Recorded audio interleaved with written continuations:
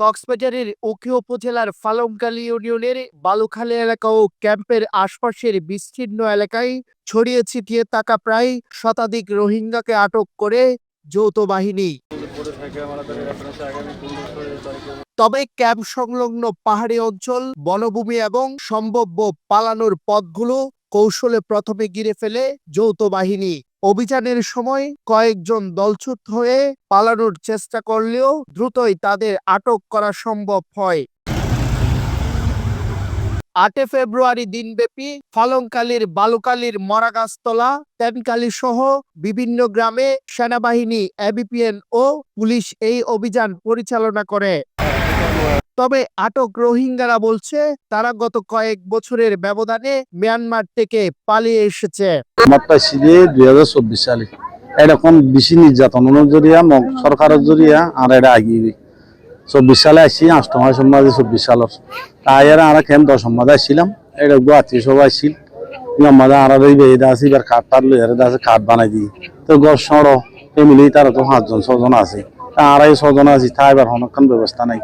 মহদিন আসছিলাম মাসানিক আসছিলাম গারুরে তাহলে আবার ফরত আছে আর জায়গা নখনে কানের জায়গা থাকাই চাই সরকারি আর কোনো জায়গার ব্যবস্থা ন দেয় আর আছে সিআইসি মাঝে আছে দরখাস্ত দিছাই সিআইসি হতে তোমরা জায়গা দিবার কোনো আজ ব্যবস্থা ন তোমরা যদি ক্যাম্প দিলে আর তোমরা ডাহাইরা ক্যাম্প দিন এমন হইয়ার আর যে মই সুযোগ পাই একখানা ঠাই পাল্লা আর ভিতরে যখন জায়গা না ভাই বার করে ঠাই পাল্লা সুযোগ পাই ইহম মাঝে আর একটা বাসা মারি মারি থাকি এক দূর তো খাদ্যটা আছে আর ইন্তু চুরাই এডিয়া সারাং আছে দি 10 ইন্তু চুরাই কিন্তু সুরাই আর আনি আর ইহম মাঝে হাই বাংলাদেশ ফরাই দিয়ে 2026 সাল হান্না সম্মারে আর ফারাই আর আছে ক্যাম্পার 300 দিনে থাকিলাম তখন ঘরে তারা থেকে গদুয়ার ঘুরা হিসাবে আর আরে হদিন রেখে আর সাইডে আর তাইনে বাড়ি ওরা ক্যাম্পার ভিতরে জায়গা থাকা ক্যাম্প আসা গরিবেলা চাই জায়গা নাই গড়ি না ভাড়ানোর হারে নে আর আগা ঘুরেছে তোয়াইতে কি আর মুসলমান হিসাবে কি রোড থাইবার জন্য হেড়ে আছে হড়ে বাড়া করতে হড়ে আছে খালি জায়গা আছে হেড়ে আর কোনো বেটা থাইবার ব্যবস্থা করছে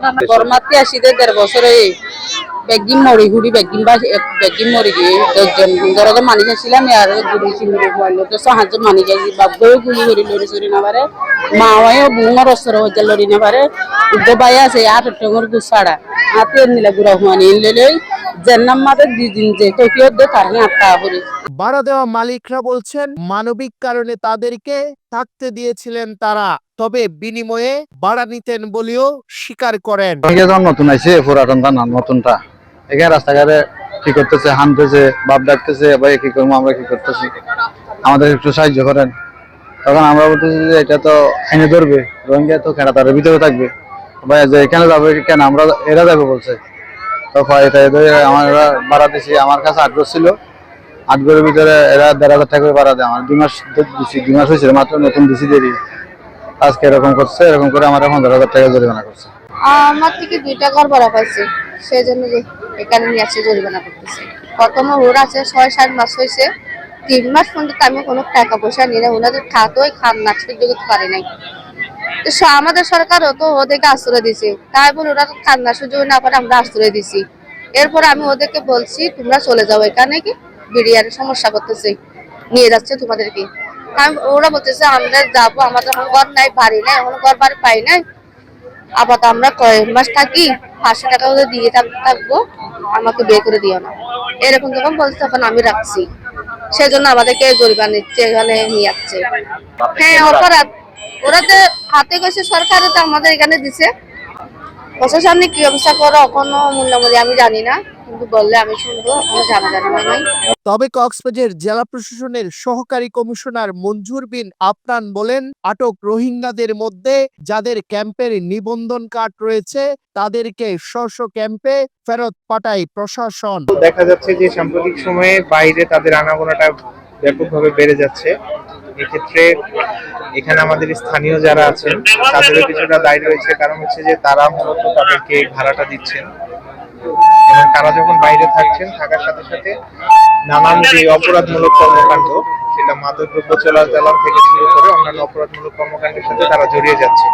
এখানে হচ্ছে যে যারা নির্দিষ্ট ক্যাম্পের অধিবাসী অর্থাৎ যাদের ওই এফডিএ কার্ডটা রয়েছে তাদেরকে সেই নির্দিষ্ট ক্যাম্পে প্রেরণ করার ব্যবস্থা করা হচ্ছে।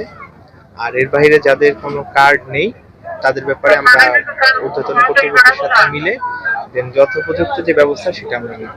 এর আগে চট্টগ্রামের দোহাজারী এলাকা থেকে কয়েক দফায় 500 জন রোহিঙ্গাকে আটক করে ক্যাম্পে ফেরত পাঠায় যৌথ বাহিনী।